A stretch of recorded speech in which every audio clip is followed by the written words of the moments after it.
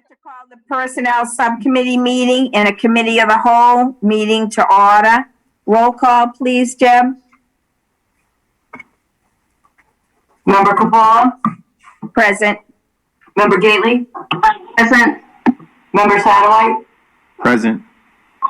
Member Castellanos? Present. Member Ford? Present. Member Nicholson?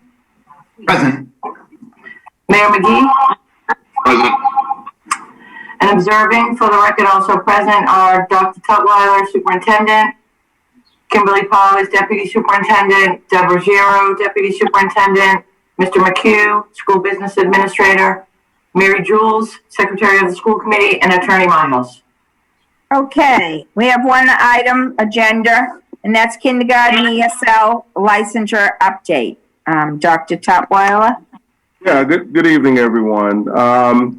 The last conversation that we had on the topic, the committee, the subcommittee, this subcommittee, and then the committee of the whole did not support the proposal that we made relative to a corrective action plan with DESE, and that proposal called for kindergarten teachers to attain an ESL license in 2 years, among other features.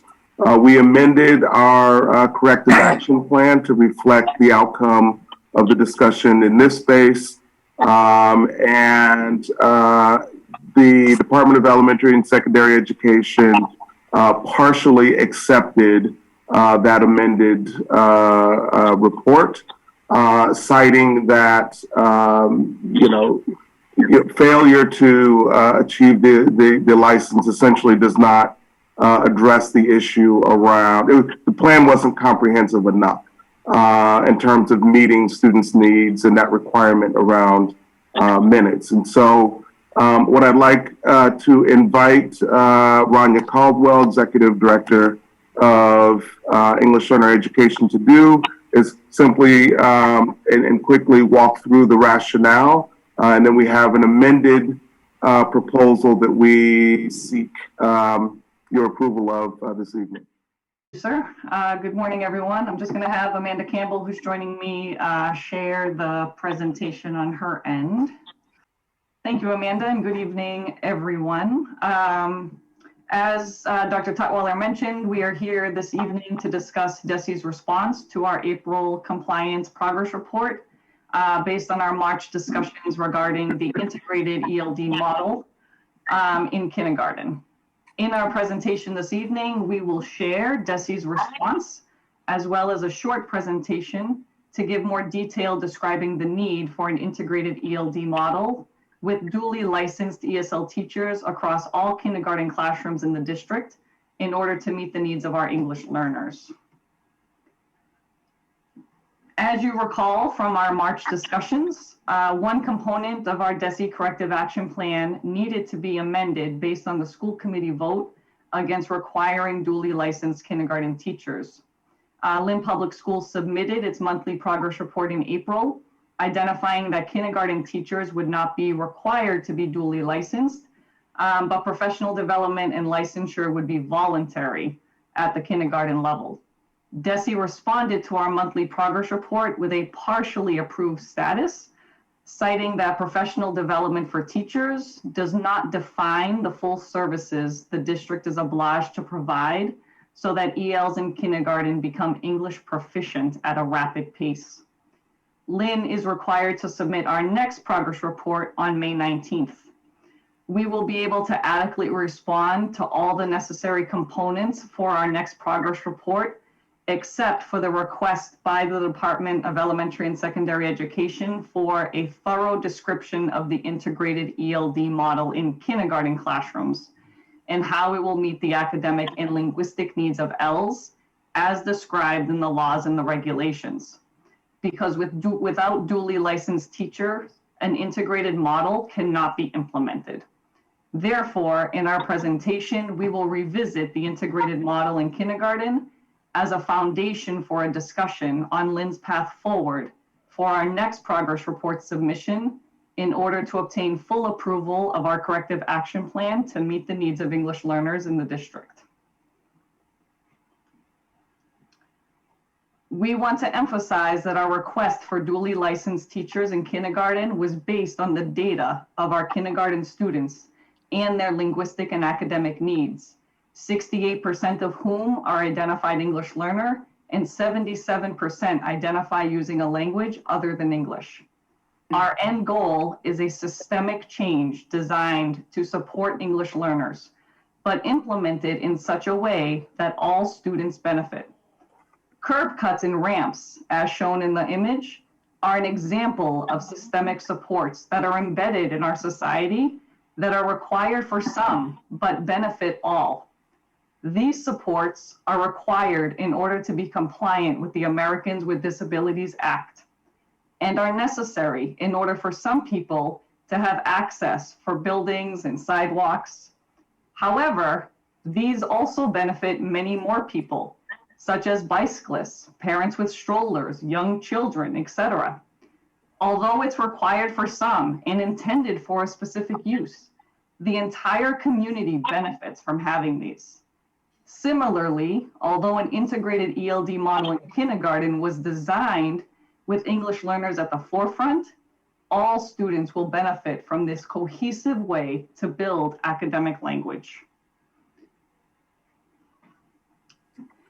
An integrated ELD model in kindergarten with duly licensed teachers, like curb cuts and ramps, provides a required service and instruction for English learners, who make up the vast majority of the kindergarten students in Lynn, but benefits all students with explicit social and academic language interwoven throughout the day. This systemic shift connects explicitly to Lynn's core value of inclusiveness and two components of the ELE vision statement. We believe equity is at the core of our work and that all district and school level decisions must first meet the needs of students who have historically faced significant barriers to educational access. Decades of data, research, and legal cases emphasize the need to prioritize our English learners in order to close the opportunity gap that exists in Lynn, across the state, and across our nation. In addition to the data point shared in March, it is important to note that Lynn's EL population is not representative of the state demographic. District-wide, Lynn has a 31.5% EL population compared to a 10.5% state English learner population. In fact, there are only 4 districts that are over 30% English learner across the entire state of Massachusetts: Chelsea, Worcester, Lynn, and Lawrence. As we saw in March, kindergarten Ls in Lynn have grown from 29% to 68% in the last 5 years. In our compliance review, the decision-making process was anchored in Lynn data and the systems that would support us in meeting the needs of students in Lynn. Our data, the percentage of Ls, as well as the percentage of EL students who are not making progress in our district, demonstrates why systemic change is needed in Lynn to address the specific needs of these students. DESE compliance always begins with access making progress data. Making progress data allows us to see the trajectory that students are on towards developing proficiency in English. Making progress data is a key data point which impacts whether a district and its students require corrective action. As a reminder, making progress data is measured by comparing January access scores from the previous year to January access of the current year. Grade 1 making progress data is made up of a student's entire kindergarten year from enrollment to June and half of a student's grade 1 experience, September to January. This makes grade 1 making progress data a key indicator for evaluating our kindergarten programming in terms of English language development. Also, As noted in our last presentation, we see many of our kindergarten English learners regress in English proficiency between their kindergarten access assessment and their grade 1 access assessment. As we laid out in the March meeting, the rationale for duly licensed teachers is grounded in data and research for language learners. As mentioned, we currently have 68% of kindergarten students identified as ELs, and 77 identify a language other than English. And that trend is consistent with this upcoming year's registration data thus far. In addition, for students who take grade 1 access, who have also taken kindergarten access, we have the largest number of students at the elementary level not making progress. 334 students in 2020, approximately double any other grade level. In comparison to the state, grade 1 access average, Lynn is well below the state average at 45.7% of students making progress, compared to the 54.5 state average. In comparison, Lynn access data in grades 2, 3, and 4 is above 60% making progress for our English learners. By emphasizing language development by ESL teachers in kindergarten, we have the opportunity to increase the number of students making progress and positively impact our students' academic trajectory. Our strategy for the DESE Corrective Action Plan that was submitted was a two-pronged approach. First, we knew there had to be a focus on our ELs making progress first. This required us to analyze the systems in place during the entirety of the school day. We know that simply checking the box for ESL services will not give us the making progress growth our students need. For early proficient English learners, which most of our students are in kindergarten, language development must be embedded throughout the day to accelerate English language development. Language development is not something that is done in a silo. Increase in direct ESL service is the second component. If our ELs are making more progress because the remainder of the day is also integrating language development, additional ESL staff members provide focus supports to the students who need it most during that small group instructional time. In this two-pronged approach, our goal is to provide a sustainable SEI model that allows for rapid progress towards the acquisition of English, as stated in the DESE report. In order to accomplish this in kindergarten with our largest EL population, two components must be present for us to reach our goal. We first need adequate number of licensed staff to provide ESL and ELD, and second, we need structures within the school day to provide adequate time dedicated to language development. These two components cannot work independently. If we only focus on an increase of additional staff, we face multiple challenges, including hiring ESL certified staff, space, time, resources, and the constantly fluctuating EL enrollment throughout the year that can increase between 500 and 1,000 students. By only focusing on the second component in changing curricular maps in kindergarten to improve progress, without a duly licensed kindergarten teacher, will not provide the legally required ESL services, including both components, duly licensed staff and changing the structures within the day, is a systemic approach that gives all students full day access to a licensed ESL teacher to support academic language development, and is a system that provides the necessary support to our largest EL population in the district, kindergarten, to not only receive required ESL services in a meaningful and integrated way, but also to accelerate language development. We'll pause for a second on the next slide, just so anybody watching can view this graphic in Spanish.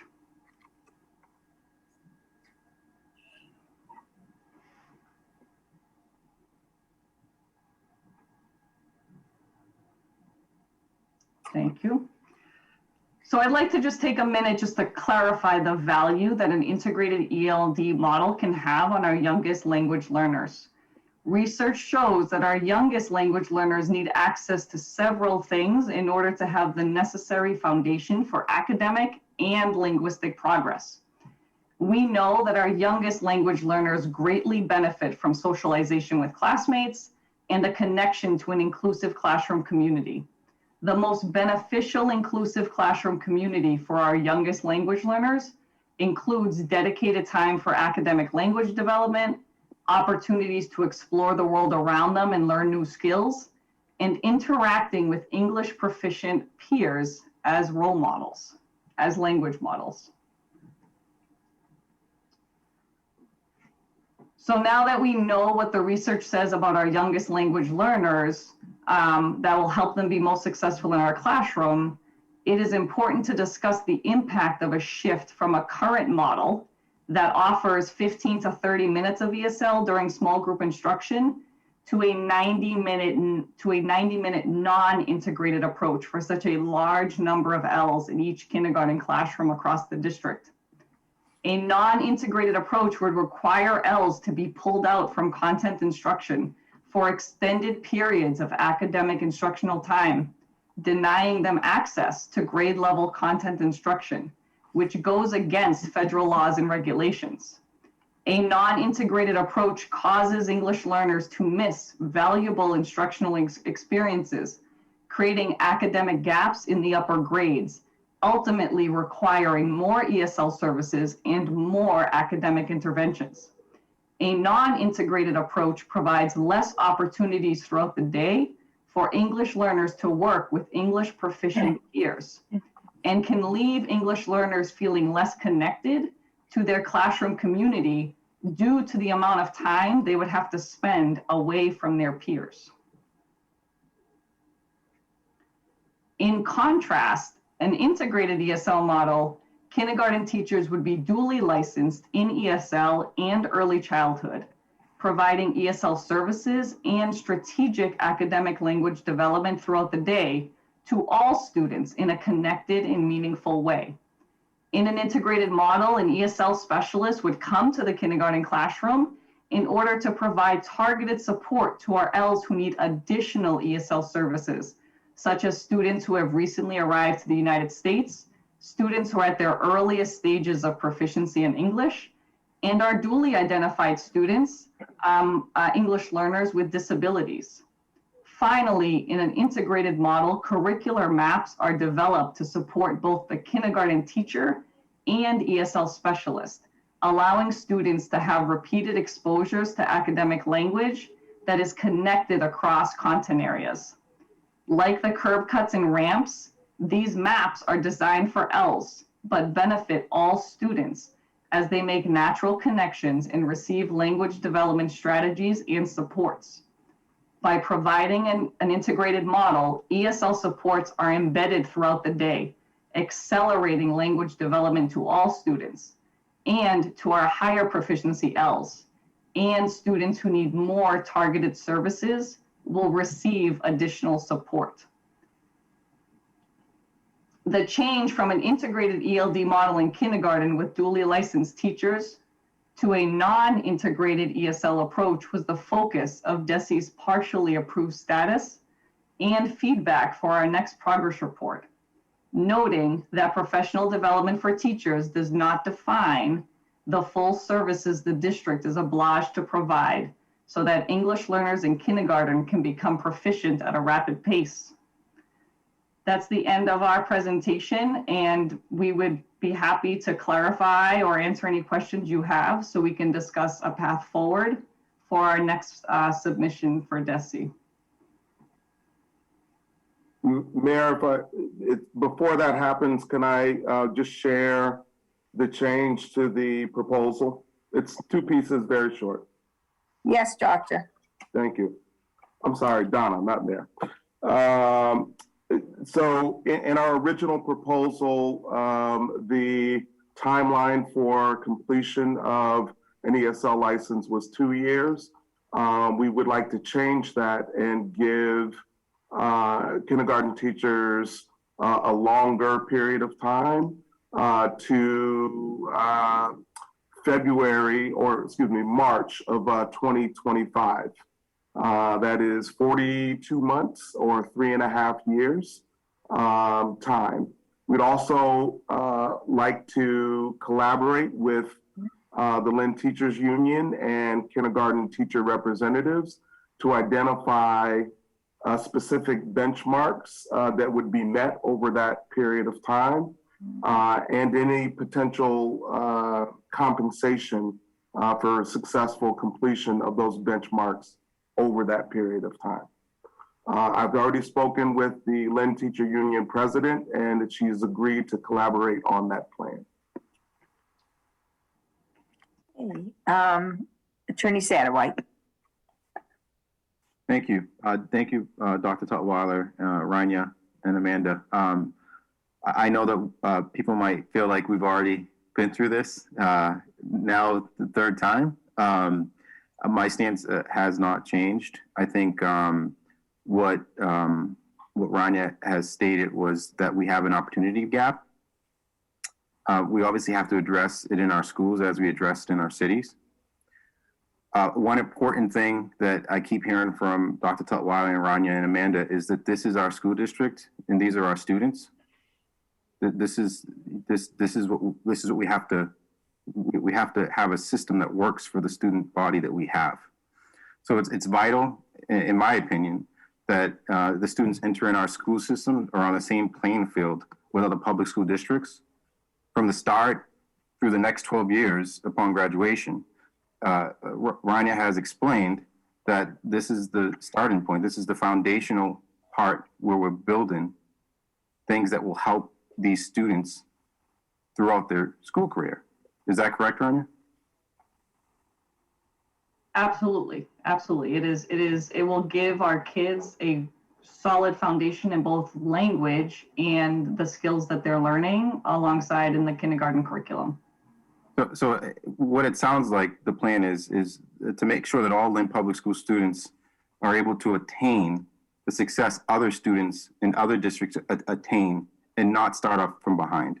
So that's I think a vital component to what is being presented to the school committee. I think it's something that we need to address. I like that there was talks of discussion and collaboration with the teachers union and kindergarten teachers. One thing that I really want to be considered, and I brought it up last time, Dr. Tutwiler, is some sort of grandfathering for teachers that may be retiring. I know 3.5 years seems to be much larger than the 2 years that we talked about. And I know that you and I spoke about maybe the 2025 date. So I like that you're there. But I know it's going to come from whatever we decide. But if that's the compromise, I'm fine with that.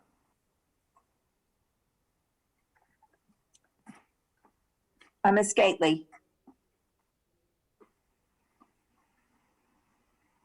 Yes, as I look through this, there are several things I question.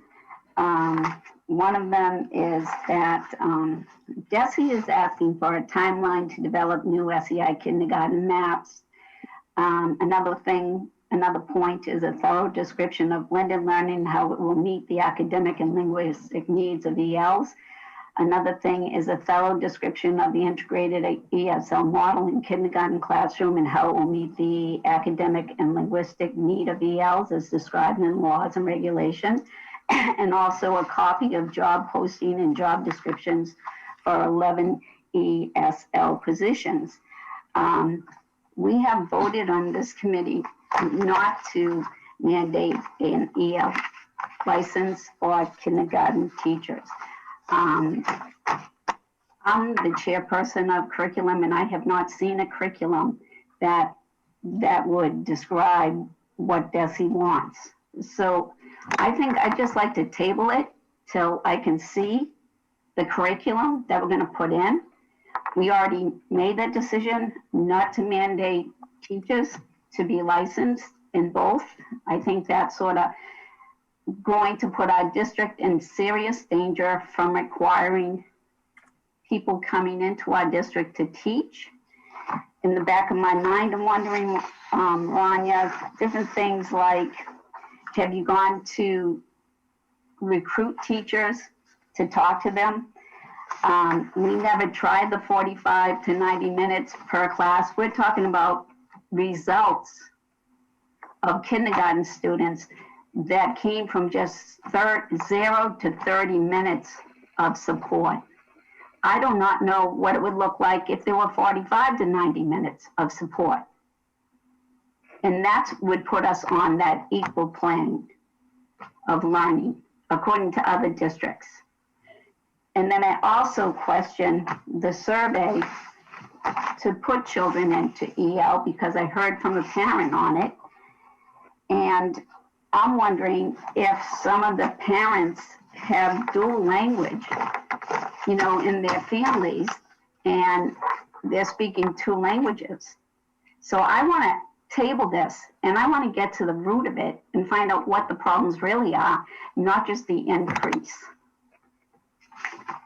of students. There has to be other things that we can address this to than changing the license and possibly not have enough teachers coming into our district to actually teach all the students in our district. Okay, did you make a motion? Is that Oh, I'll make a motion to a table. table? Oh, I thought you said that. Okay. Do I have a second?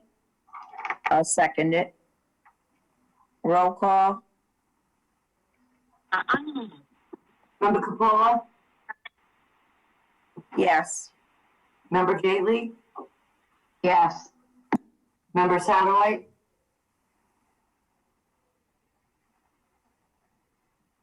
no? Sorry, no. Okay, motion to adjourn. A roll call, Deb, please. Ms. Capola, Yes. Ms. Gately, Yes. Mr. Satterwhite, Yes. Thank you.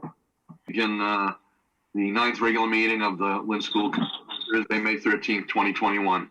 Welcome. So before we get started, and as we do at every meeting, first matter of business is to confirm attendance. Deb, would you please confirm all members and persons anticipated on the agenda are present and can hear us?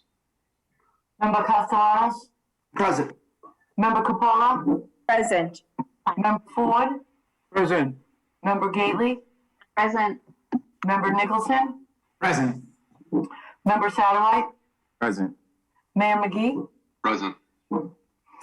and for the record, also present, Dr. Tutwiler, Superintendent, Ms. Powers, Deputy Superintendent, Ms. Ruggiero, Deputy Superintendent, Mr. McHugh, School Business Administrator, Mary Jules, Secretary of the School Committee, and Attorney Myhouse. Great. Thank you, Deb. Again, this is Mayor Tom McGee, and I want to say good evening to everyone and thank you for joining us. This open meeting of the Lynn School Committee is being conducted remotely, consistent with Governor Baker's executive order of March 12, 2020, due to the current state of emergency in the Commonwealth due to the outbreak of COVID-19 virus. In order to mitigate the transmission of the virus, we have been advised and directed by the Commonwealth to suspend public gatherings, and as such, the governor's order suspends the requirement of the open meeting law to have all meetings in a publicly accessible physical location. Further, all members of the public bodies are allowed and encouraged to participate remotely. The order, which you can find posted with agenda materials for this meeting on the city website, allows public bodies to meet entirely remotely so long as reasonable public access is afforded so that the public can follow along with the deliberations of the meeting. Ensuring public access does not ensure public participation unless such participation is required by law. This meeting will not feature public comment. For this meeting, the Lynn School Department is convening by telephone conference via video conference. The Zoom platform is posted on the city's website and on the Lynn Public Schools website. Additionally, this meeting can be viewed on the local cable channels, Channel 3 for Comcast, Channel 37 for Verizon. Note that this meeting is being recorded and that some attendees are participating by video conference. Before we turn to the first item on the agenda, I want to cover some ground rules for effective and clear conduct of our business. and to ensure that accurate minutes of the meeting can be taken and recorded.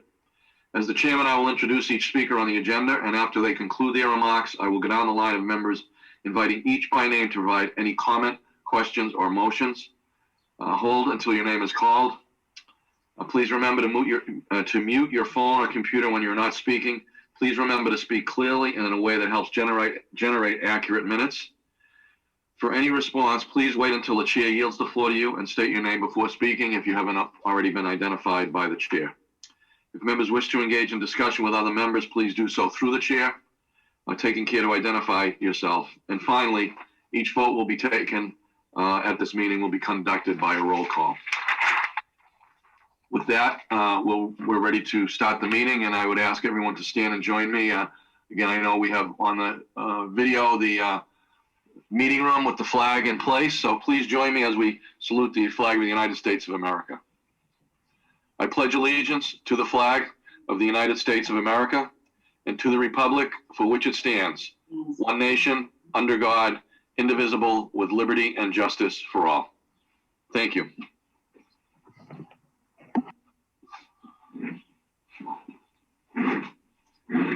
First on the agenda is minutes for the fourth special meeting with an executive session minutes on May 3rd of 2021.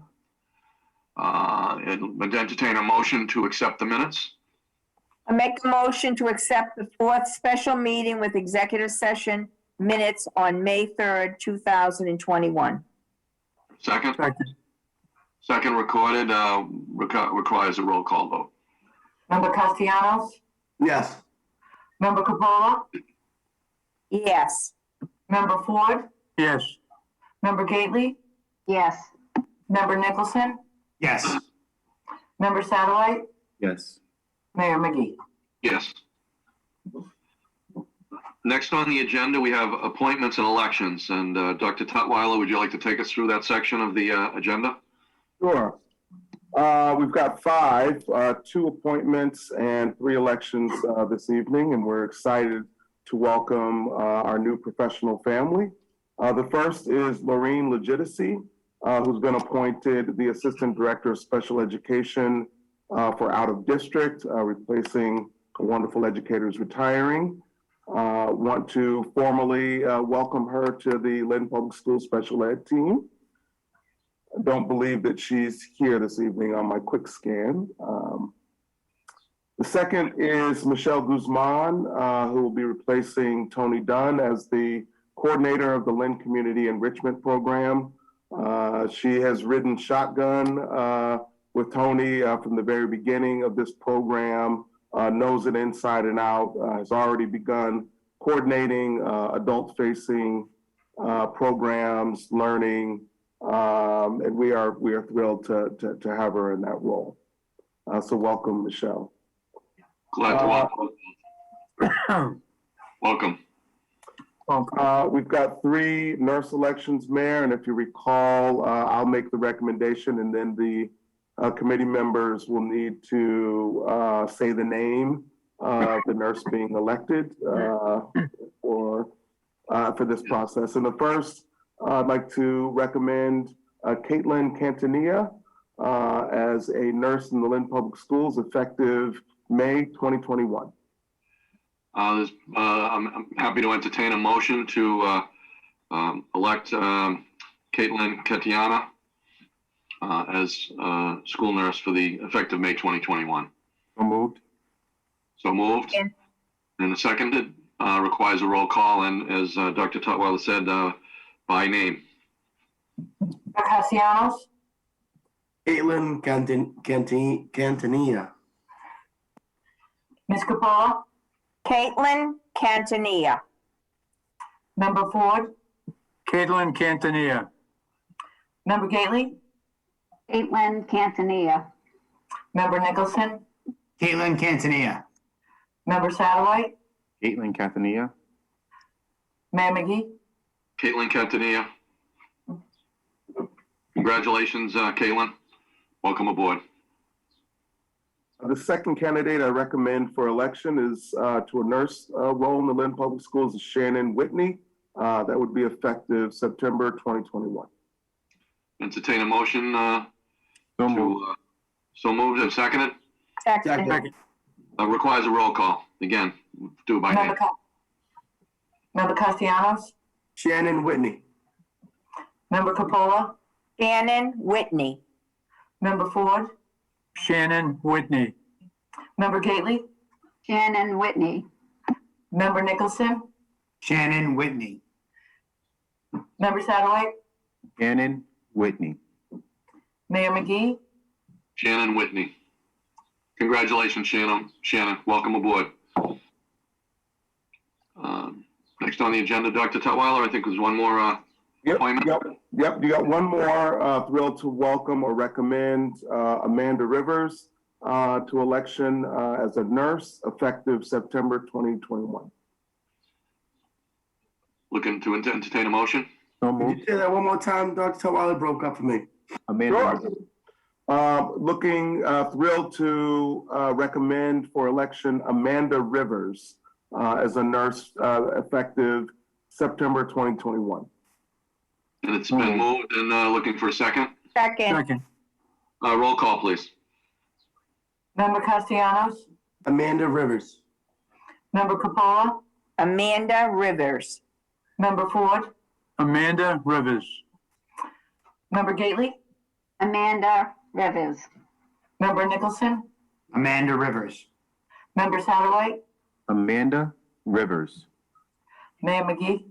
Amanda Rivers. Congratulations, Amanda. Caitlin, Shannon, and Amanda, really, welcome aboard. Congratulations.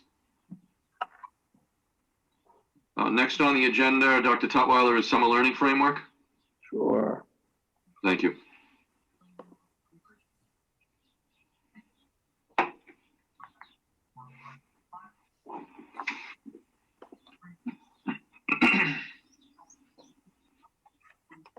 Just want to make sure everyone can see that screen. If someone can just give me a thumbs up. Awesome, thank you. At the two previous meetings, there was mention of planning for summer learning. As the school year is very quickly approaching the end, I'd like to offer a formal update on where we stand with our planning. You'll notice in the subtitle that's what's being presented this evening is a framework. At this point, I would say that we have much more than a simple framework, but it is a work in progress. As we prepare to embark on a task and with services never before provided on a scale that we intend to provide, I need to make clear the same philosophical foundation we've employed since the very beginning remains the anchor in our thinking and planning. We have to first tend to the hierarchy of need, the physical and mental health of each student and staff member, as well as food security and housing stability. A close second is creating optimal learning conditions for students. And finally, we want to ensure frequent and clear communication. Each of these points weigh heavily on our thinking and planning for our summer learning. I'd like to add additional emphasis on the final point of the philosophical foundation, providing appropriate support and services for those whose academic needs we struggle to meet the most. Much of the planning and focus is on this group of students. In each of my presentations on shifts or plans, I've consistently anchored the contents in the specifics of a context. The same should be so with our summer learning plans. Like many school districts, we believe additional opportunities for learning this summer are critical pieces for stabilization and simply getting back on track. We know that among other things, students have lost that all too important interaction with peers and their educators. Given that the school year was 10 fewer days, and the day was shorter, there were precious minutes of instructional time lost. Remote learning has meant different things to different students, but in general, it can be somewhat of a lonely endeavor. It is in this context and with this knowledge that we developed a framework for summer learning. There's been, and I'm sure you've heard it, quite a bit of talk about summer learning in the press as of late. It has been a prominent feature of discussion among school leadership across districts as well. It seems to us that there are as many approaches and foci as there are districts providing summer programs. Some are focusing strictly on enrichment and play. Others are taking a different approach. In keeping with our philosophical foundation, we are focusing the summer learning efforts on students whose needs we struggle to meet the most. I will say more about how those students are identified. Here, I want to underscore that there is finite capacity for the summer learning experience.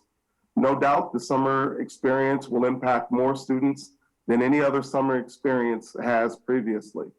Still, and nonetheless, it cannot be expanded to all LPS students. There's simply not enough staff to do so. We're drawing the focus of our work this summer with students from the TNTP Summer Learning Guide. TNTP is the same organization from which the Department of Elementary and Secondary Education is using to frame guidance for learning in the 21-22 school year. In keeping with what was highlighted in the context description, we wanted to ensure that students have an opportunity to interact with their peers with hopes of continuing to rebuild a sense of community. In keeping with our acceleration of learning agenda, learning will be focused on preparing students for academic readiness in the upcoming year. And finally, it is our hope to build student confidence in their ability to master grade level content in the ensuing year. You'll notice that these are three very simple, very accessible ideas that are driving our planning for the summer learning experience. Now, you've seen this graphic before. I've used it to describe all of the efforts and planning and strategy, putting the pieces together at various points this year. It's messy and there are many people involved. That is certainly the case for our summer learning planning. We're moving along in the process, but it's not complete. Much of the work being done around the development of lessons based on power standards is being completed by teams of teachers. This work is happening layered over the start of MCAS this week, the extension of 5 days of in-person learning at the middle school on Monday of this week, and a host of other things. With respect to the framework, we are offering a 4-week learning experience.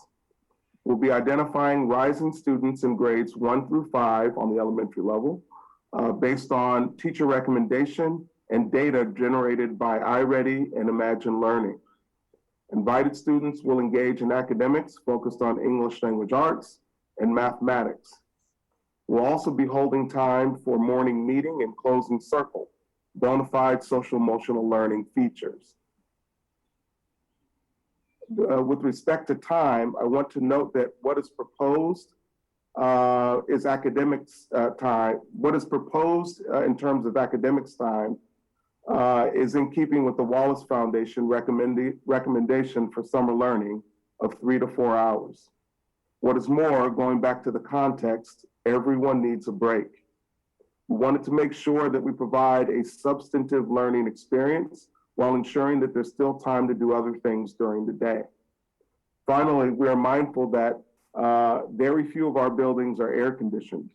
The longer the session goes into the afternoon, the more uncomfortable it will likely be in those buildings. The approach to student experience is thoughtfully developed and research driven. With respect to mathematics on the elementary level, grade level teams of teachers led by district coaches have been hard at work developing lessons that focus on power standards for the next grade levels. This is part and parcel of the district acceleration strategy. The idea here is to prepare students for success next year by focusing on particular grade level standards by introduction to and practice with prerequisite skills and knowledge. The lessons are designed to be engaging with use of manipulatives and hands-on activities and many opportunities for student talk to build understanding. The approach to English language arts mirrors that for math. A team of educators is currently collaborating to develop lessons that will support readiness for English language arts next year. Included are English as a second language specialists who will ensure that the content and activities support learning and growth of English learners. As you can see from the description in the student experience section, the idea is to sharpen skills in literacy and writing with multiple and strategic opportunities for interaction between students.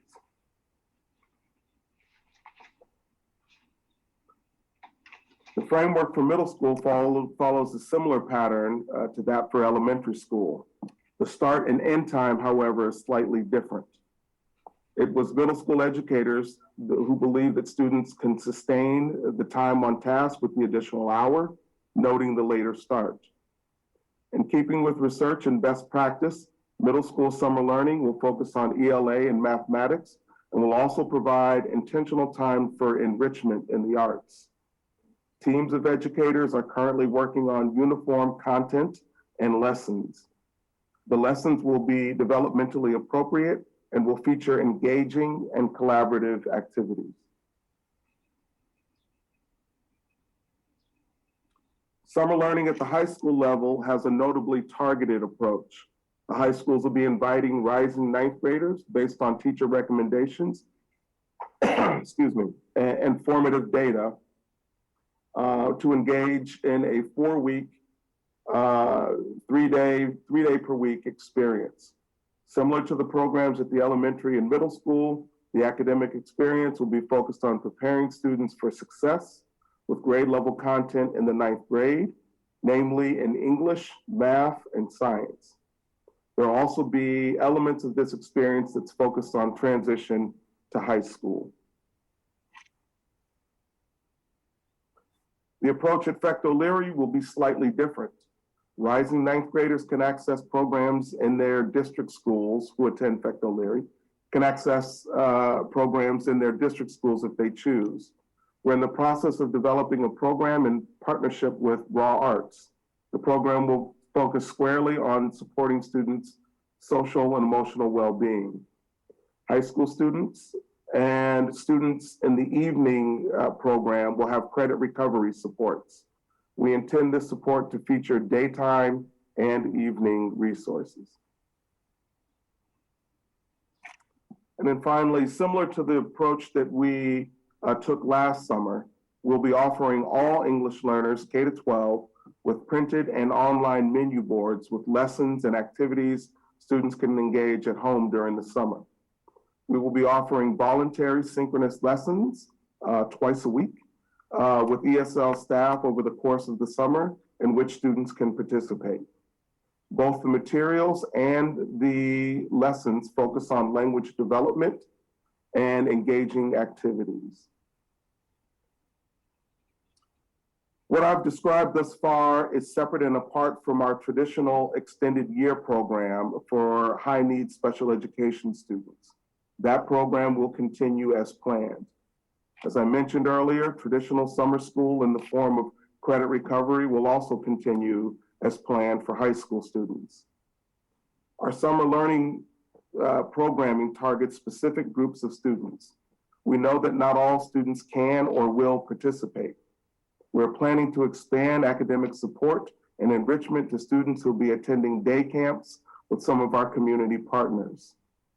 Finally, in keeping with our philosophical foundation, meals will be served at all of our summer programs.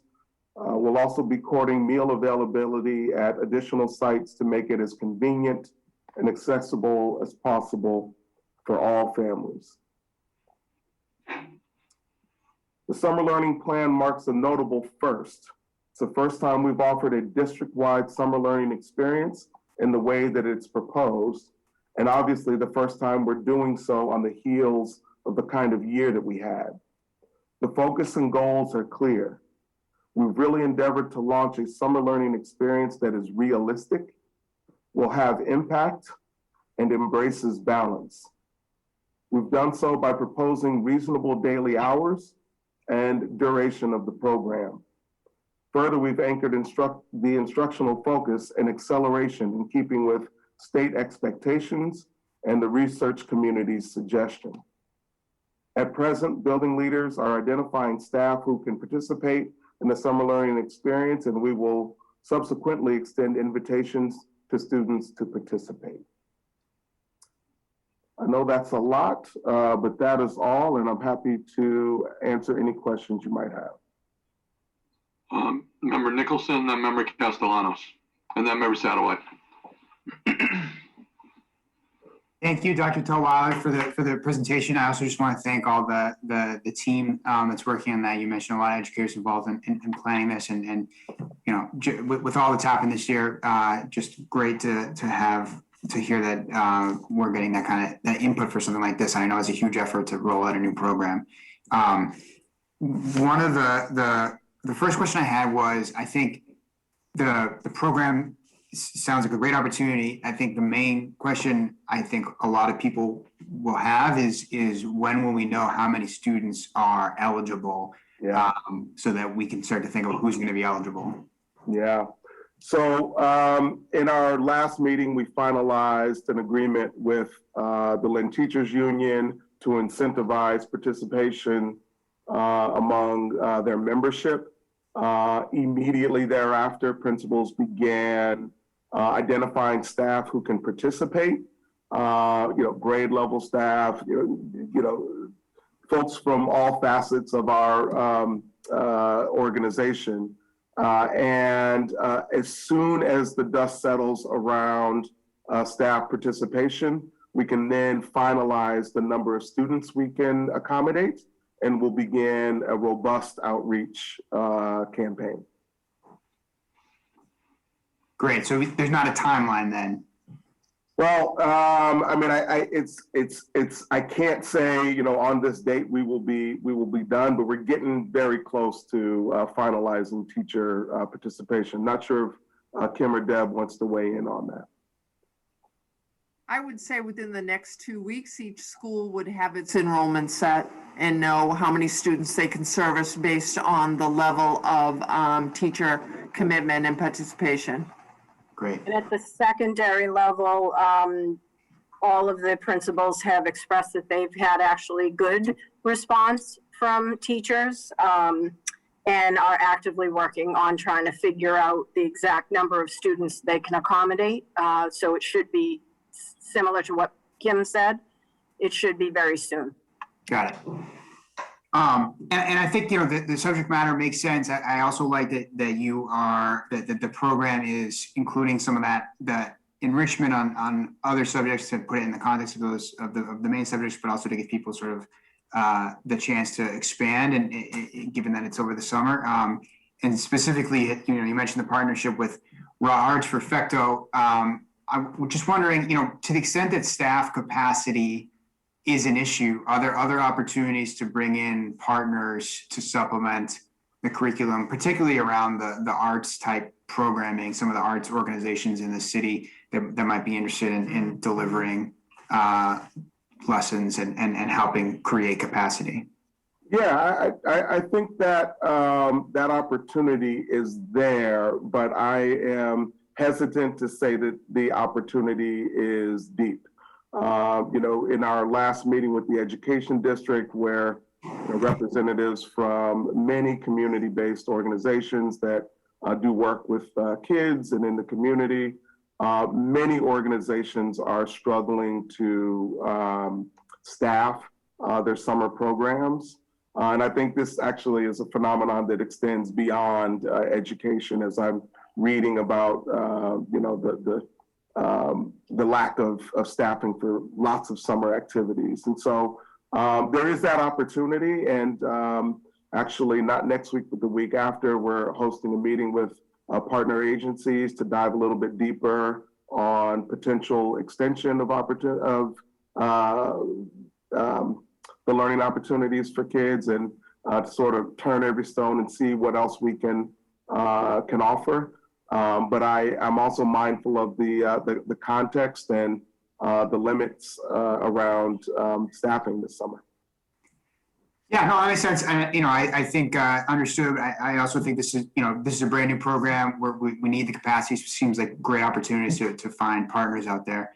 And the last question is, are there any opportunities to add some kind of programming that creates some opportunities for students to interact, even if they can't get into there's not enough slots for them in the summer program, you know, like intramural sports or some kind of social type gatherings, using some of the funds we're getting for the summer programming or coming up with something so that more students are able to sort of get used to getting back together?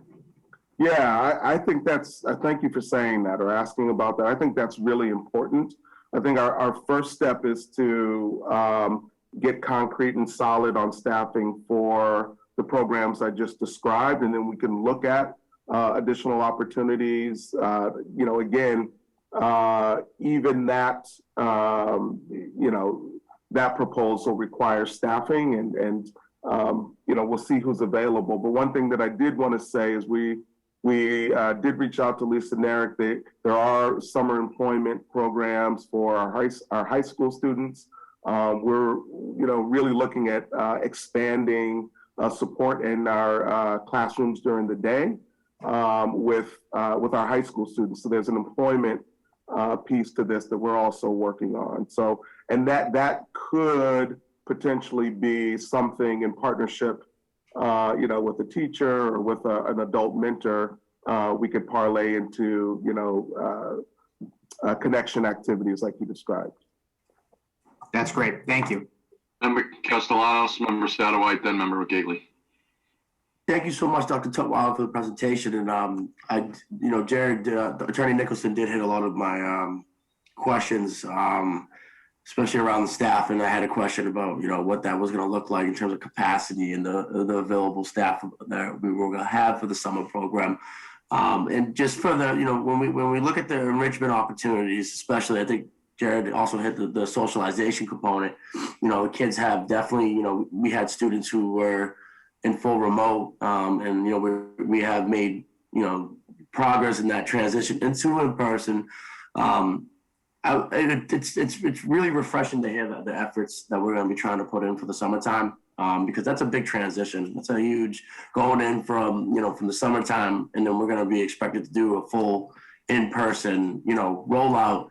It's going to be a good segue. I think you guys think there's hope there. I have a question around this might not be exactly where facilities and athletics, you know, over the summertime, you know, I know we'll have summer school, but what role are we, how are we going to, are we going to think outside the box for athletics? Are we going to be doing something similar for the programming? I know we have our summer school, but are we looking to enhance that? I think a lot of kids, a lot of student athletes, past year and a half that I've been in contact with, always have that question about the summer, the facilities, whether it's basketball, the weight rooms and all that. And I know with COVID, obviously the restrictions, you know, starting to loosen up. What does that look like?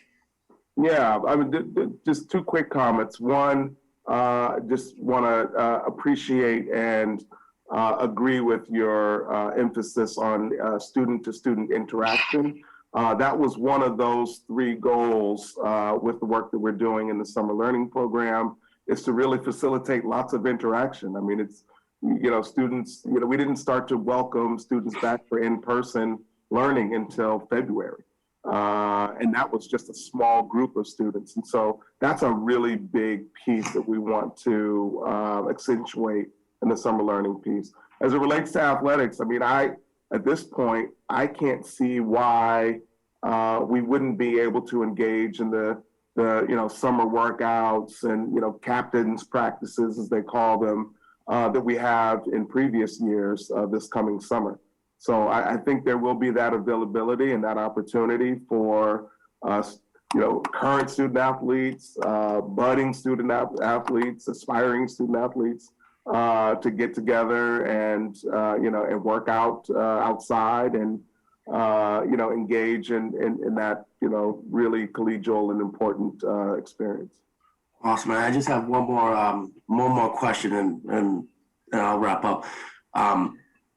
I want to bring to the forefront mental health, the importance of mental health wellness. And I just would like to know what we're going to be doing, you know, as we transition through the summer and to the fall, how are we going to support our students' mental health wellness. I just actually checked in with Antonio Anderson, who is working on bringing awareness to mental health.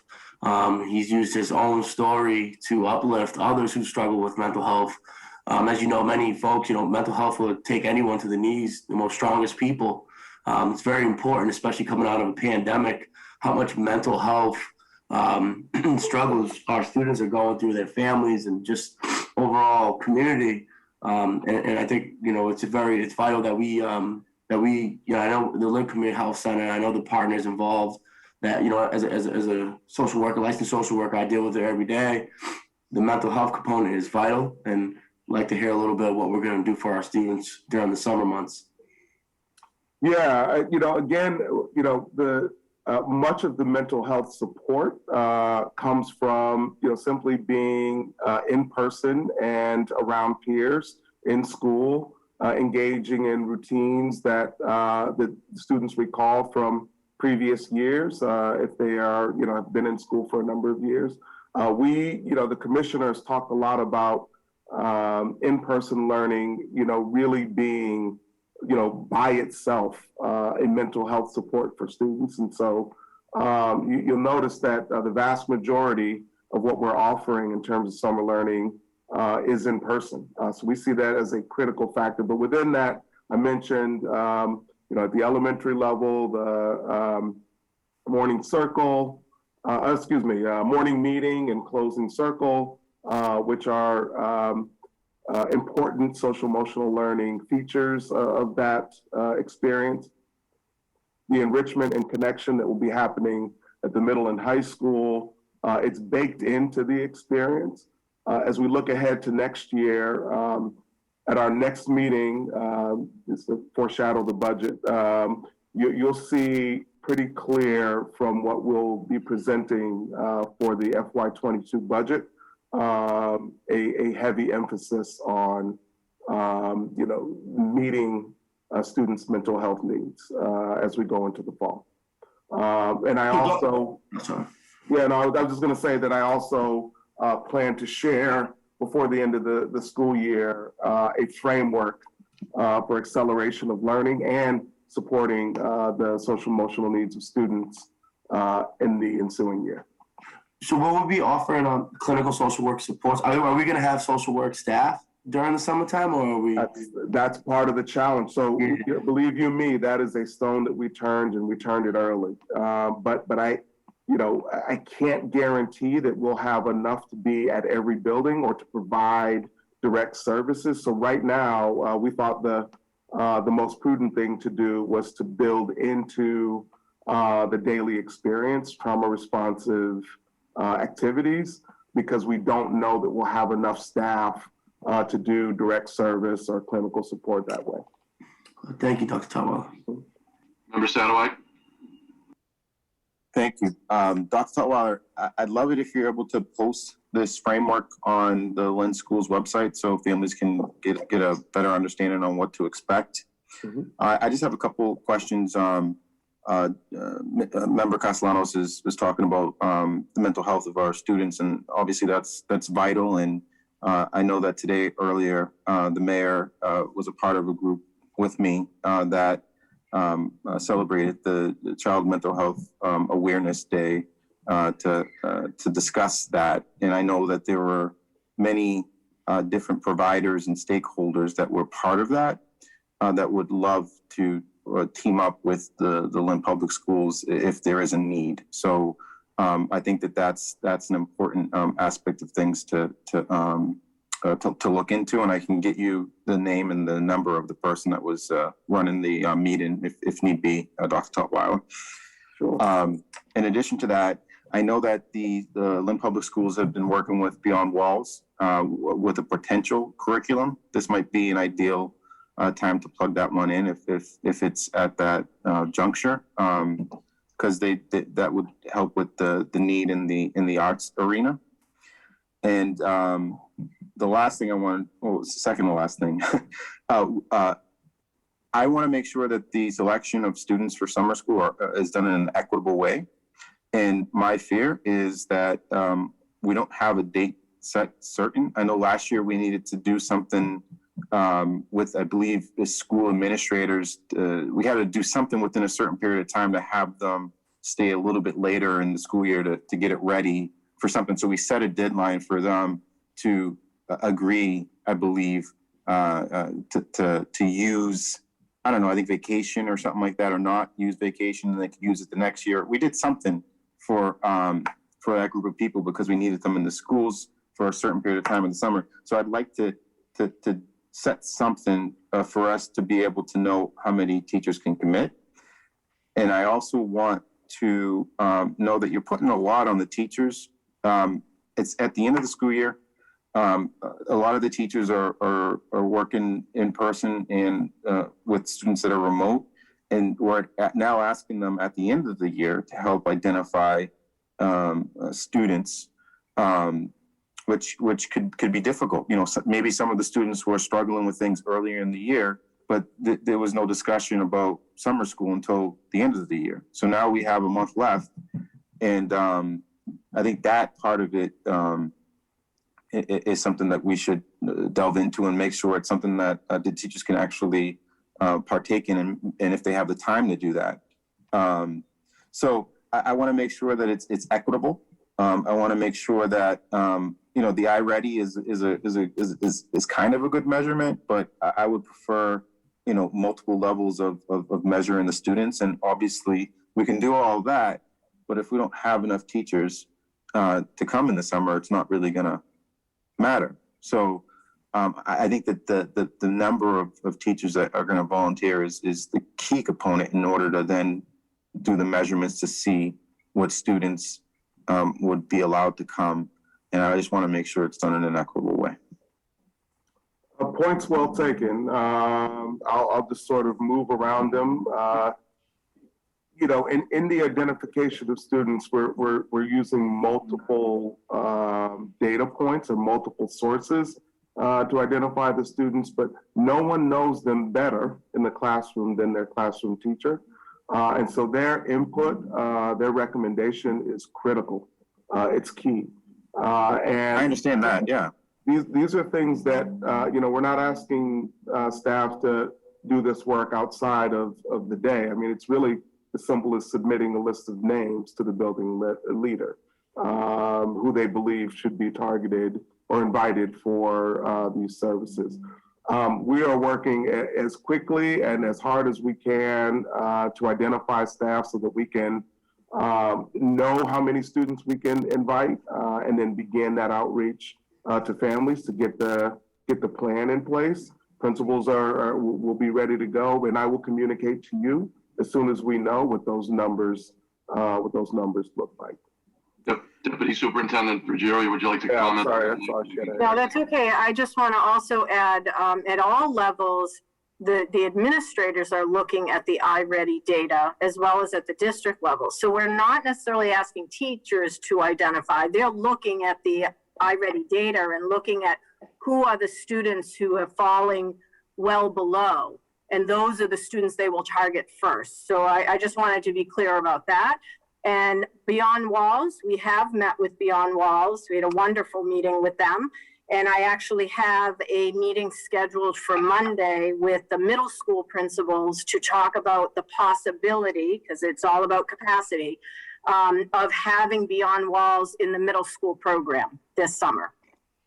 Awesome. And just one other part that I wanted to talk about is the transition is key. I like that there's a focus on that, especially for the ninth graders. You have kids that had to transition from in-person to remote, back to in-person, and now we're talking about a new building with new rules and whatnot. I think that is a key component. I see the focus for the ninth graders. Is there going to be a similar focus for the elementary to middle school as well? Yes. The rising sixth grade, which are our current fifth grade, are integrated into the middle school program, and they have a component around orienting them to the new school, to the teachers that they will, potentially have, to the systems in that school. And are we able to do anything maybe remotely or something similar for kids going from daycare or pre-K to kindergarten? So middle school, all three middle schools have an orientation every year. It's typically at the end of the summer.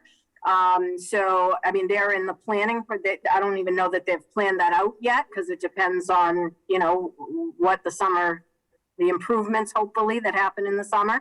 But every summer they have had an orientation for their incoming sixth grade. I'm talking about kindergarten from. Oh, I'm sorry. It's okay. Traditional, every year we have traditional open houses and welcomings for them that are formalized both at the end of the year and the beginning of the school year. Okay, so none of that's going to go to the side because the everything that is typical will stay. This is an addition to what we're doing. Yep. Okay. Absolutely. Thank you, Member Satterwhite. Member Gailey? And then Member Ford.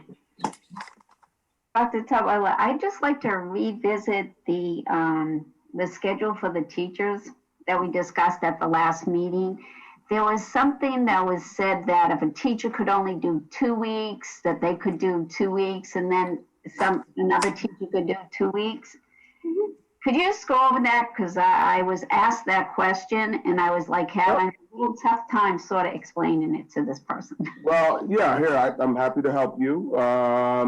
You know, because we are aware, everyone is aware that, you know, there's an extreme limitation around staffing. We have to be flexible. Some people can do, you know, 2 of the weeks, but not the other 2. And so this is part of the puzzle, and this is why I use that graphic in particular. If you recall in the beginning of the presentation with the many hands and putting puzzle pieces together, this is part of the you know, artful development that principals will be doing to put the program together for kids. So a student might have, you know, Pat Tutwiler for weeks 1 and 2 and Deborah Giro for weeks 3 and 4. Which, you know, we'll come up with a smooth way to transition them and so forth and so on. So that is a reality, and that is certainly my understanding is there has been some of that as principals are, you know, having conversations with teachers. And then I would like to piggyback on Brian again on his facilities and athletics. Intramurals, some of the things that I would like to just discuss for a minute is on Mondays after the 4th of July, they have a free lessons up again in golf course for ages 5, you know, until high school. And members just volunteer to help students learn how to swing a golf club.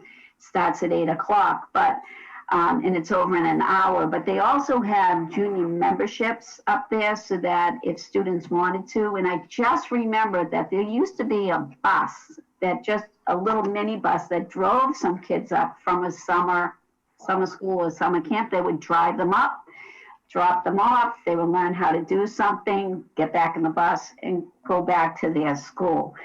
And I'm wondering, like, we have a swimming pool at Tech, I don't want to put too much on you, but like swimming at Tech, the golf junior program, tennis, basketball, kids just would love to do that. They would really cherish that. And I don't know if that could be part of the intramurals, athletics, if you could get gym teachers to do that same kind of volunteering or flexibility.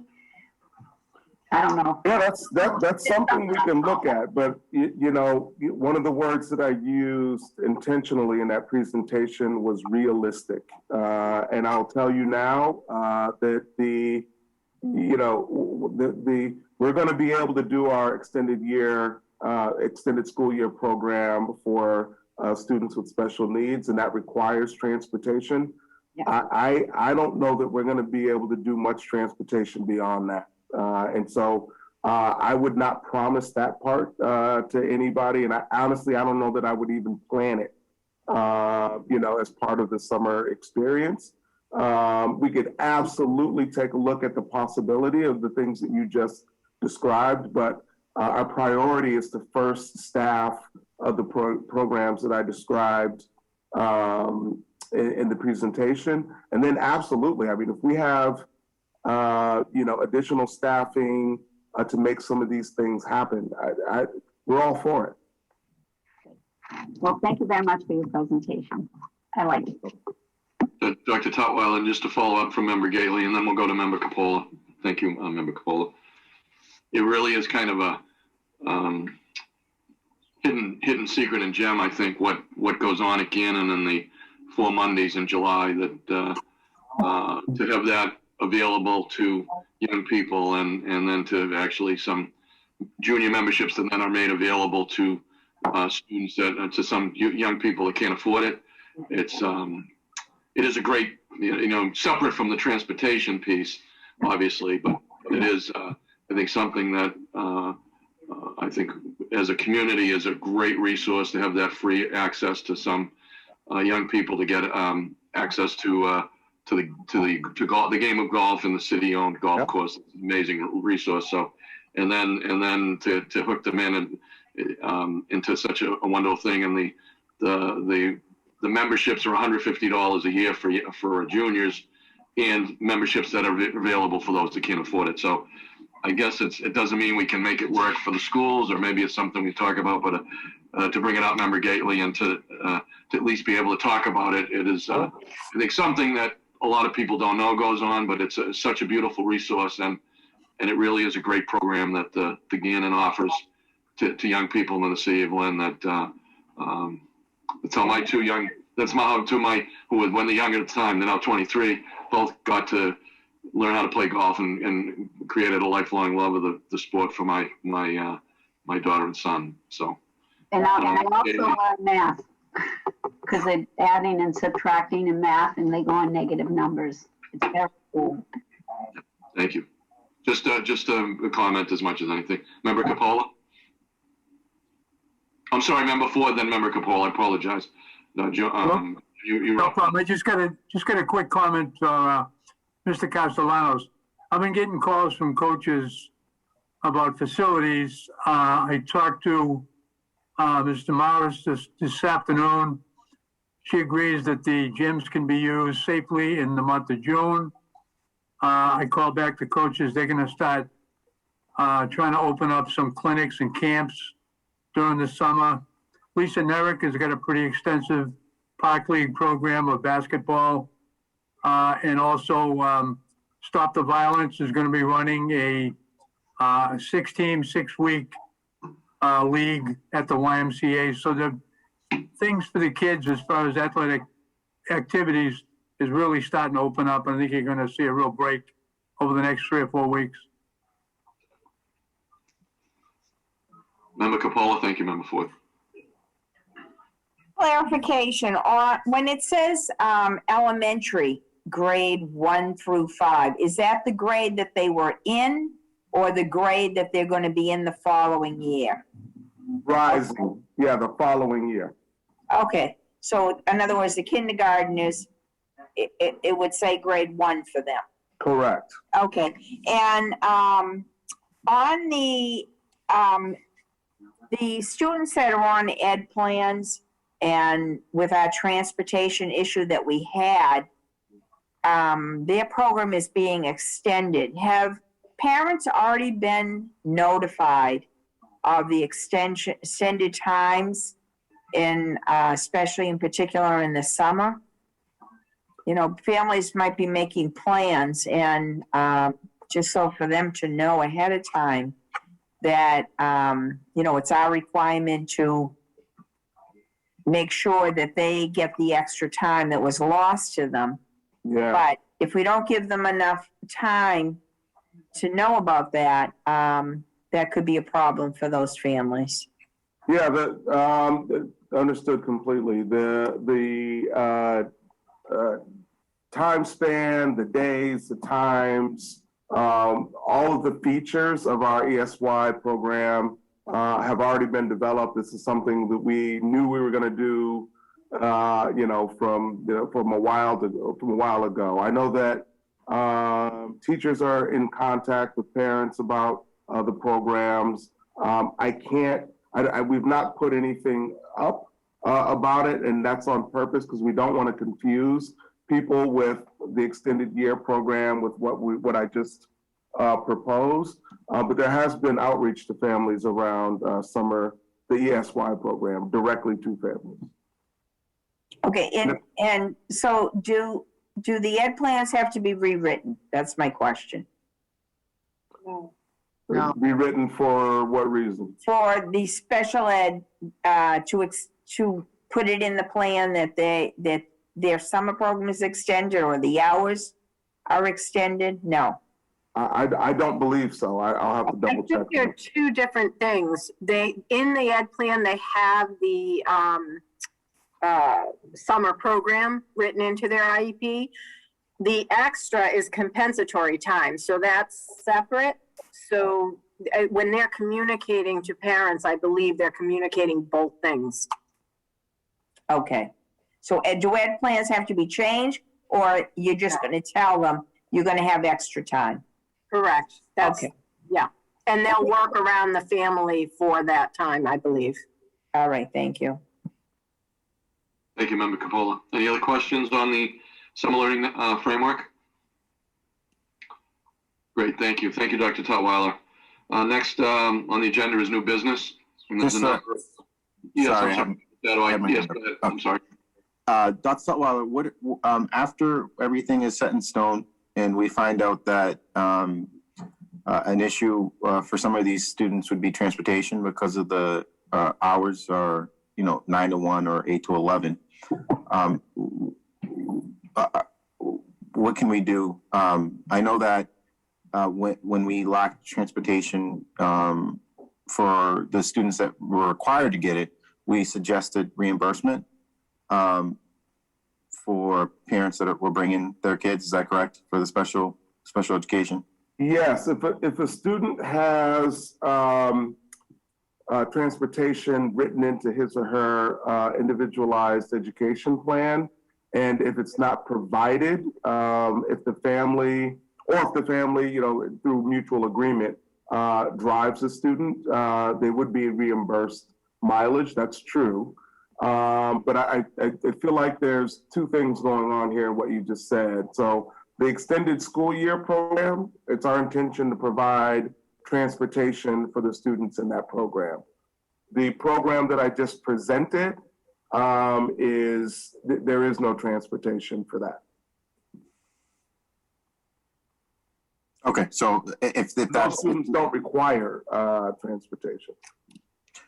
The reason why I asked that question again is it's the different hours. Parents normally pick up their kids at 11 or 1 o'clock. Yep, and I appreciate that, and I appreciate that challenge. And this was one of the things that we spent a lot of time talking about and thinking about and trying to troubleshoot. In our buildings, we can't go, until 2, 3 o'clock in the afternoon. No, in the summer. Too much. And so it does create a burden for some families to drop off at 8 and then find a way for that student to get home at 11. We're in talks with the United Way and potentially some of our day camp partners around helping students who participate in our program get to their day camp as well. But that's one of the challenges that for which there's no elegant solution. Yeah. So Greg House and all that, you're working with the, okay, good. That's what I wanted to hear. Good. Thank you. Thank you. Seeing no other questions, on to the next agenda. Again, new business. There's a number of donations requested for acceptance. So I don't know if Dr. Tutwiler, you want to speak to some of those and then we can act on them. That'd be great. Sure. There's actually a field trip request first, Mayor. Okay, yes, I see that. So if you want to start on that first, Dr. Tutwiler. Glad to, excited to, actually. I was listening to the conversation before the meeting started, and Michael, I think it was you who said, in talking about the softball games, or maybe it was John, look forward to getting back to normal. Like that would be a sign of seeing people out playing softball. I'd say the fact that this agenda item is present tonight is a sign that we're getting back, and I'm thrilled for that. And so the agenda item reads English high school students, approximately 20, to travel to Rome and Paris, April vacation in the year 2022, so next spring. My friend and colleague, Mr. Haddad, I just saw him turn his camera on, can maybe speak to some of the specifics. My understanding is that this is being done with EF, which is a very reputable travel company. My own child has gone on a trip with that company, had a great experience. But Mr. Haddad, I don't know if you wanted to add some color commentary or just say rah, rah, support this awesome experience for English High kids next spring. Thank you. Yeah, I'll take a moment or so. I've worked with EF since 2013. I've run 4 very successful trips with Lynn English students. The last one was in 2019, where I brought 30 students to Greece. And they had an absolutely remarkable time. I had many students at graduation tell me that the trip to Greece was their favorite time, their favorite moment in 4 years of high school. I absolutely love these trips, getting to interact with the students outside of the classroom and give them these experiences that are so culturally meaningful. They're learning the language and they're seeing the history and the art and the beauty of these places. And I mean, Italy and Paris, it's tough to beat those places. And all of my experiences with EF have been very good. In fact, this trip was originally, we were talking about doing it for April of 2021 before, the world imploded. And they were really great working with me on reestablishing the trip for next April, keeping me up to date with what the travel restrictions were and how things were going. I feel very confident that they are on the ball with everything in terms of legal issues and any kind of restrictions. And they've already proven to me that if something were to happen and we needed to reschedule for safety reasons, that they would be able to accommodate us. I can personally attest to that, Mr. Haddad, because my daughter was supposed to go to Tanzania with them last spring, and they were wonderful. Full refund, the whole thing. Thank you. Thank you, Mike. Thank you, Dr. Tutwiler. I'll entertain a motion to accept the request and approve it. Member Sadoway? I was just going to say I had good experience with EF as well. I met two of my best friends in high school. They were exchange students and they came from EF. And I've been to Rome and all over Europe, and the experience that you have going to different cultures is life-changing. Unless Lorraine had a comment as well. Member Gately? I do have a comment. Mr. Haddad, you have always been one of the most favorite teachers over there at Lynn English. And I forget what those days are called on Fridays. You have something Fridays in your last one. Myth Friday. Myth Fridays. And Michael P. just absolutely loved them. And I could only imagine what it would be like to go and tour Rome and Paris with you as a person in charge. Those kids are in for a treat. So I would highly support this. And thank you for all that you do. Thank you very much. Motion. Go ahead, Member. Okay, sorry. Okay, I'd like to we'll say a motion to approve the request for the English high school students 20 to go to Rome and Paris for April vacation 2022. Is there a second? Second.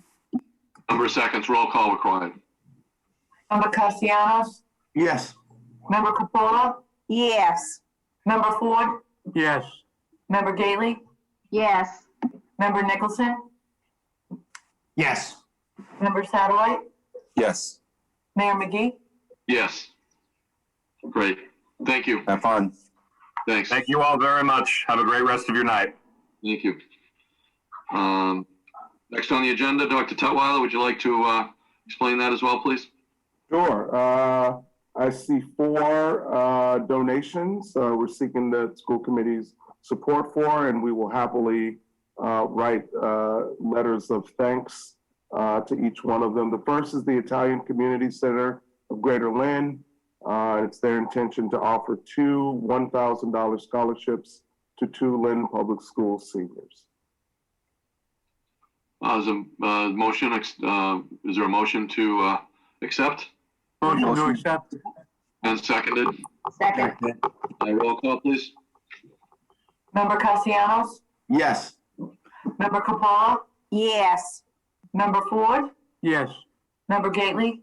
Yes. Member Nicholson? Yes. Member Satterwhite? Yes. Mayor McGee? Yes. Next item on the agenda is a request to accept $400, an anonymous donation to the Fallon School to purchase books for the Fallon School Diversity Library. Great to see that. Is there a motion to accept? Motion to accept. And a second? Second. Roll call required, please. Member Castellanos? Yes. Member Capola? Yes. Member Ford? Yes. Member Gately? Yes. Member Nicholson? Yes. Member Satterwhite? Yes. Mayor McGee? Yes. Next is a request to accept a donation from Stop and Shop of paper towels, 2 bottles of hand sanitizer, a bottle of hand soap for each student's household of the Tracy School. Again, another great donation proposal. Is there a motion to accept? Motion to accept. Second? Second. A roll call, please. Member Castellanos? Yes. Member Capola? Yes. Member Ford? Yes. Member Gately? Yes. Member Nicholson? Yes. Member Satterwhite? Yes. Mayor McGee? Yes. Again, another generous donation, a request to accept a donation again from Stop and Shop of antibacterial wipes and hand sanitizer for each student's household in the English school. Is there a motion to accept? Motion to accept. Second. Roll call, please. Member Castellanos? Yes. Member Capola? Yes. Member Ford? Yes. Member Gately? Yes. Member Nicholson? Yes. Member Satterwhite? Yes. Mayor McGee? Yes.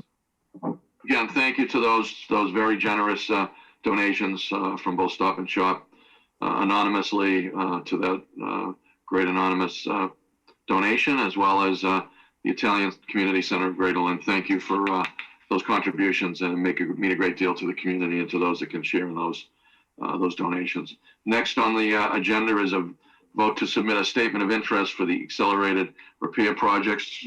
Shoemaker School should be some information in the packet. I don't know if Dr. Tutwiler, you want to speak to that, or we can just look to the paperwork reflected on that. I'm happy to, Mayor, if you like. Yes, thank you, Dr. Tutwiler. Yeah. So just briefly, as you might imagine, there are a number of viable accelerated repair projects that we could address. Mike Donovan, Instructional Services, typically prioritizes roof projects because they are usually the most expensive and also prevent damage, right? You know, when there are roof issues, the damage tends to be broad and far-reaching and expensive to repair. And so also Shoemaker in particular, we actually attempted to have that project brought into the MSBA pipeline last year, and it wasn't old enough. That roof is 30 years old, and this project, completing it would not require us to bring the rest of the building up to ADA code, which is important because that usually requires additional funds on part of the city. So Mike Donovan felt strongly that this was the the best project to address at this point in time, and I support it completely. Thank you, Dr. Tutwiler, and I think the point's well taken. It's eligible, it's important, and we do have a lot of needs, but this was identified clearly as the #1 priority as well as eligibility. So it's appropriate to bring it in front of the committee. Thanks for explaining that, Dr. Tutwiler. I think, Attorney Myhouse, we need to read into the record for approval the full resolution for acceptance to the for that to be accepted. Is that correct? I hope. That's standard. I think that's standard. So if anyone has it in front of them, Yeah, I'd like to make a motion. Yes, Member Gately.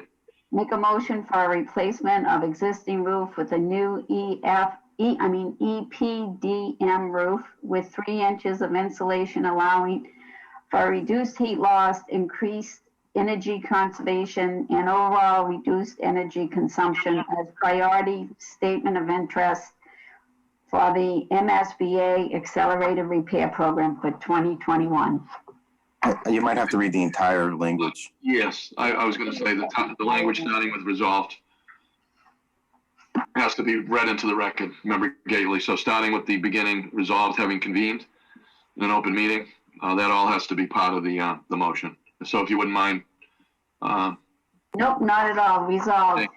Having convened in an open meeting on May 13, 2021, prior to the closing date, the Lynn School Committee, in accordance with its charter, bylaws, and ordinances, has voted to authorize the superintendent to submit to the Massachusetts School Building Authority the statement of interest form dated May 14, 2021 for the Shoemaker Elementary School, 26 Regina Road, Lynn, Mass.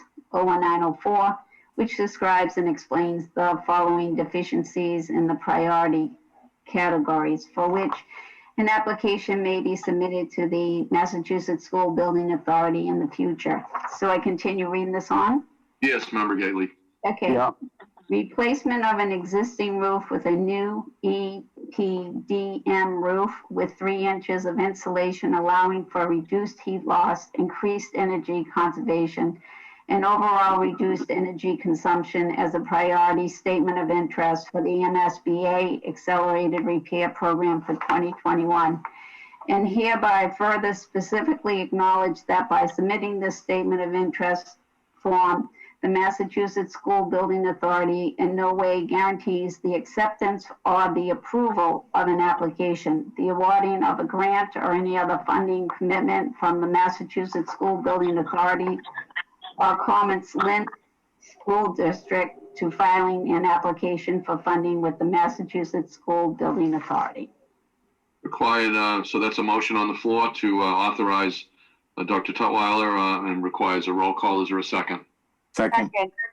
Roll call, please. Member Castellanos? Yes. Member Capola? Yes. Member Ford? Yes. Member Gately? Member Gately? Yes. Member Nicholson? Yes. Member Satterwhite? Yes. Mayor McGee? Yes. Thank you. Next on the agenda is graduation requirements. Dr. Tutwiler, will you be speaking to that? Will, thank you. So last spring, you might recall that the committee voted to waive the graduation requirement of 100 credits. To be clear, the school committee policy, I believe it's IFK under graduation requirements, calls for students to earn 100 credits to graduate. Students must also earn 25 credits per year for promotion, including seniors. Now, there's nothing wrong with this requirement, but there are scenarios wherein students have completely satisfied core requirements, but do not have enough credits to meet the policy requirement to graduate. I'm asking that the school committee waive this policy again this year for the approximately 67 students that it impacts. Waiving the policy would not be a departure from the district core values of high expectations.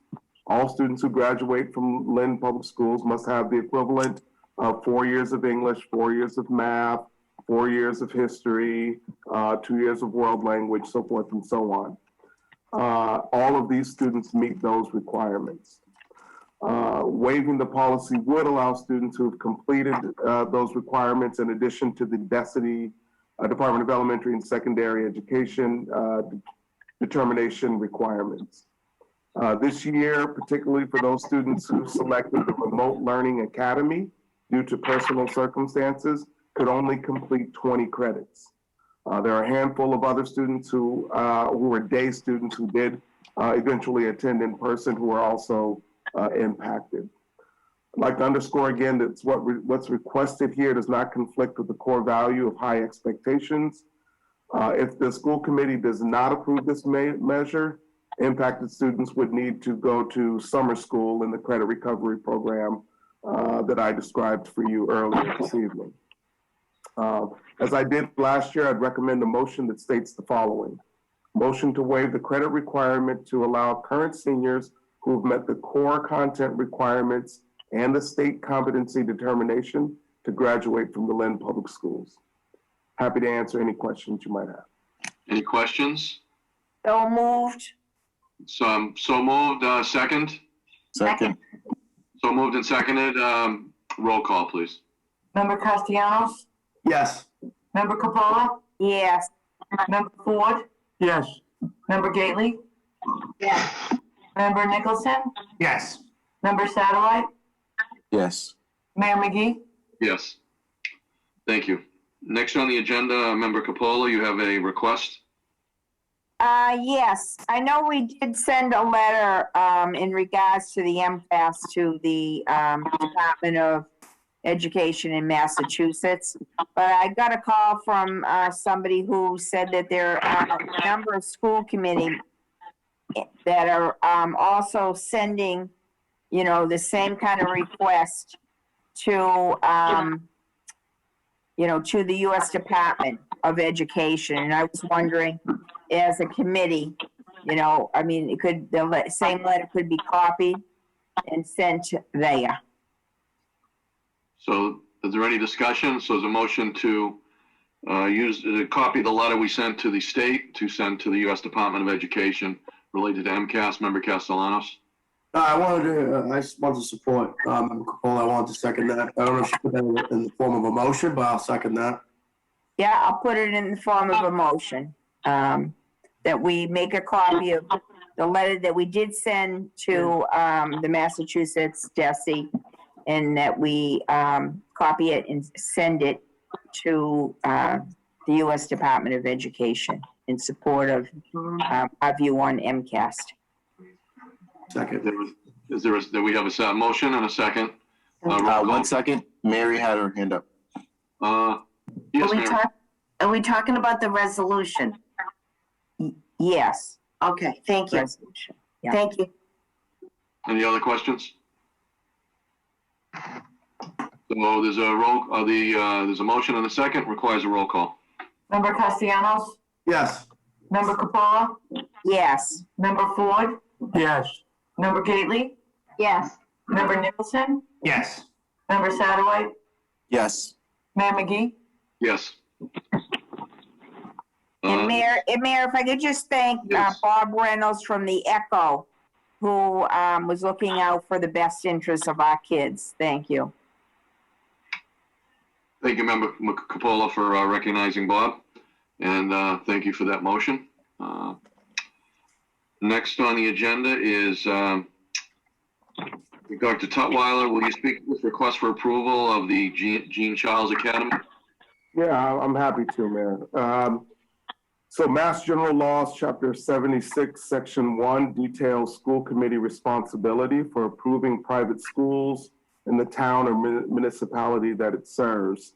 The law calls for the committee to confirm that instruction and all studies required by law equals the thoroughness and efficiency of public schools in the same town or municipality.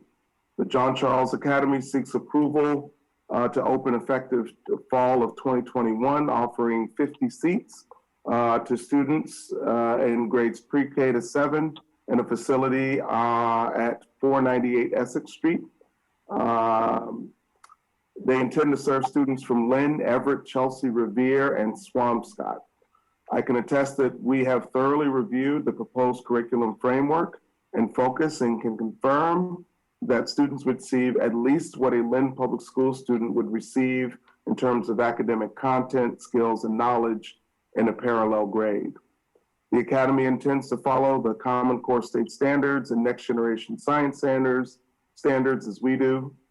They've also established a means to assess student learning and growth. As part of our due diligence, I interviewed Nakia Navarro, the school founder and board chair, to gain a deeper understanding of the school program as well as the scope and sequence of its curriculum.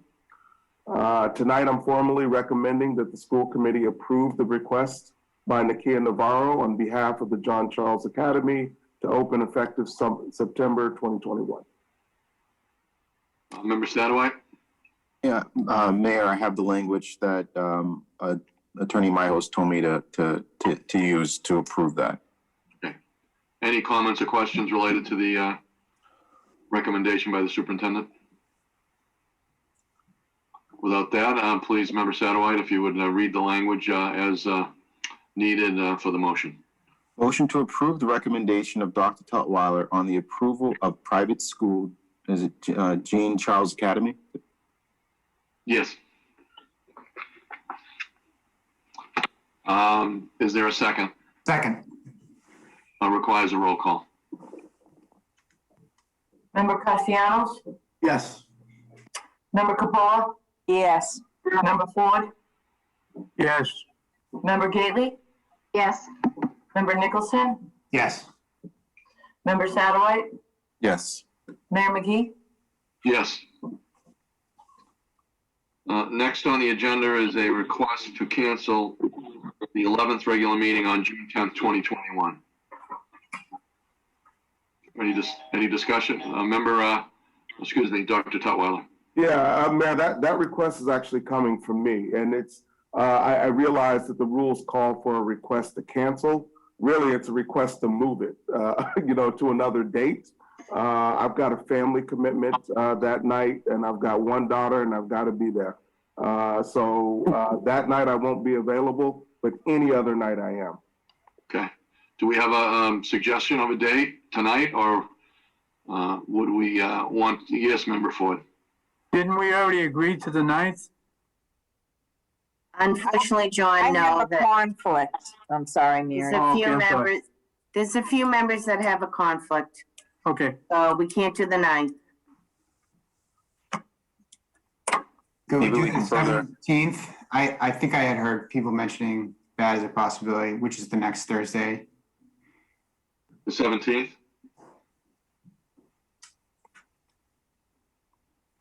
Is that agreeable on the 17th? It looks like it. Works for me, Mayor. It's, it will be, just so, it does not impact us at all, but it's the next day is the first Juneteenth holiday, Friday, so City Hall will close at 12:30 because of the holiday. The day after that, on June 18th, it does not prevent us from having our meeting on the 17th. I just put that out there. It works for me. If it works for all the members, we can pick that date, or we can look at another. Should we, because the new meeting's not on the agenda, are we able to vote on that? We've changed them before. Attorney Myhouse, we can vote to change the meeting at this. Yeah, I would think that the agenda notification is sufficient to allow them change the meeting. Okay. So if it's agreeable on the 17th for all members, I would entertain a motion to change the June 10th meeting to June 17th. Motion to change the 11th regular meeting from June 10th to June 17th, 2021. Is there a second? Second. And good luck. Roll call required. Member Castellanos? Yes. Member Capola? Yes. Member Ford? Yes. Member Gately? Yes. Member Nicholson? Yes. Member Satterwhite? Yes. Mayor McGee? Yes. There was no vote taken on the Personnel Subcommittee, so the next on the agenda is a request for executive session for contract negotiations with non-union personnel, Mary Jules and Deborah Gero. Motion to go into executive session for contract negotiations with non-union personnel, Mary Jules and Deb Ruggiero. Second. The second, roll call required. Member Castellanos? Yes. Member Capola? Yes. Member Ford? Yes. Member Gately? Yes. Member Nicholson? Yes. Member Satterwhite? Yes. Mayor McGee? Yes.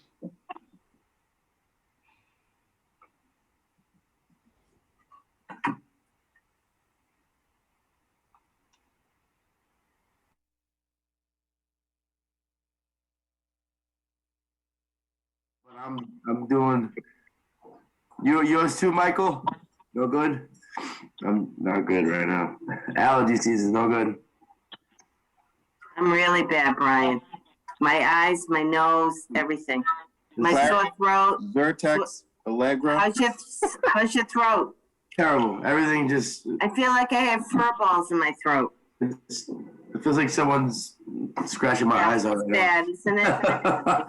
Staring at the screen doesn't make anything helpful. It's awful. Absolutely awful.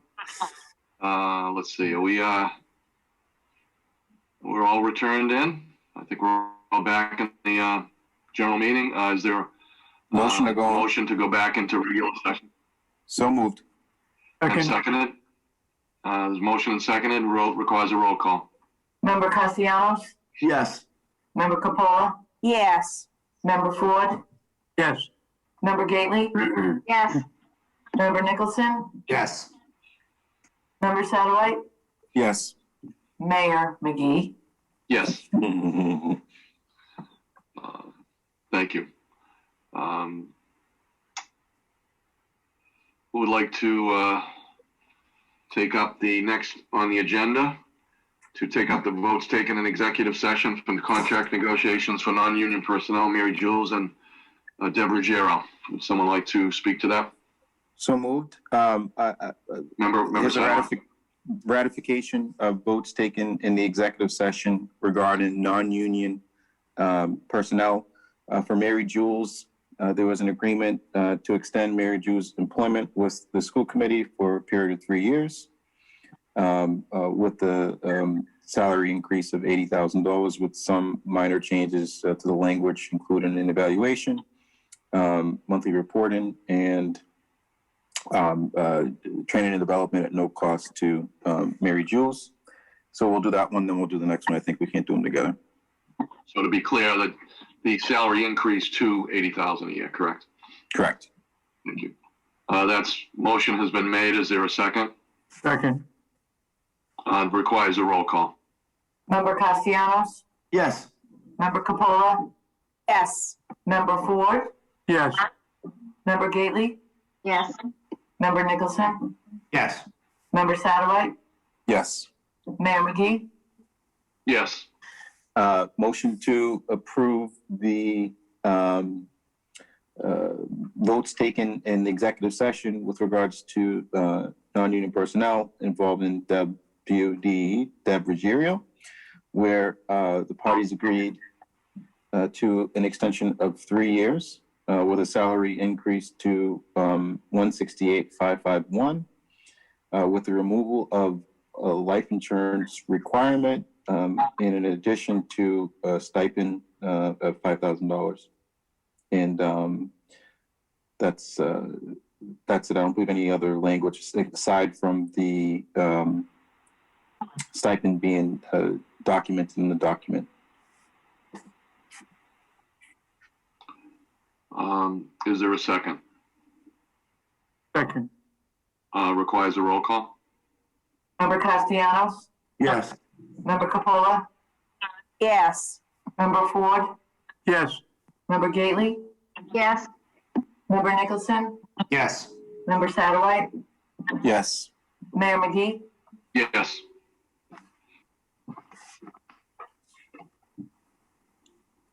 So those contracts will be available for us to sign. So I have Mary's contract already emailed to you guys just to review. If you guys give me the okay, I'll upload those at a later date for that to be signed.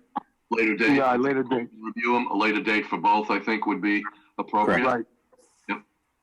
Is that Attorney Myhouse? I agree with that. Okay. So So both now we'll get contracts, together Monday.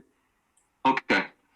Both those contracts have been approved, subject to final language, and then we will, those will be sent to us for signature as those final documents are approved, subject to the. We're gonna have to, Go ahead, Attorney Myhouse. Mayor, you're gonna have to add it to the agenda at the next meeting, execution of the contract. Okay. So, we will add that to, so we don't have, we'll make sure that is on the agenda for the next meeting. We don't have to do that tonight, or do we do that tonight, or does it make a difference? Well, we gotta look at the final form of the contract. Okay, so we're gonna look at the final form of the contract. And then we'll be on the agenda for the next meeting to finalize those documents and sign them. Execute, right. Okay, to execute. Okay, thank you. Is there any other thing anything else we have to vote on related to those two contracts at this point, Attorney Myhouse? I don't believe so, Mayor. Okay, so we've taken our action that's appropriate. Okay. That is, the next and final piece of the agenda is the communication and information from Dr. Tutwiler. Dr. Tutwiler? Nothing more to add. Ready to, Yep, the committee members were provided the enrollment report for the month of May, and that is all. Great. Thank you all very much. Motion to adjourn. Motion to adjourn, or is there a second? Second. Okay, roll call required. Member Castellanos? Yes. Member Capola? Yes. Member Ford? Yes. Member Gately? Yes. Member Nicholson? Yes. Member Satterwhite? Yes. Mayor McGee? Yes. Thank you all very much. Good night, everyone. Thank you so much. Good night. Good night. Good night. Everybody. Get some rest. Good night, everyone. Thank you. Have to drive safe.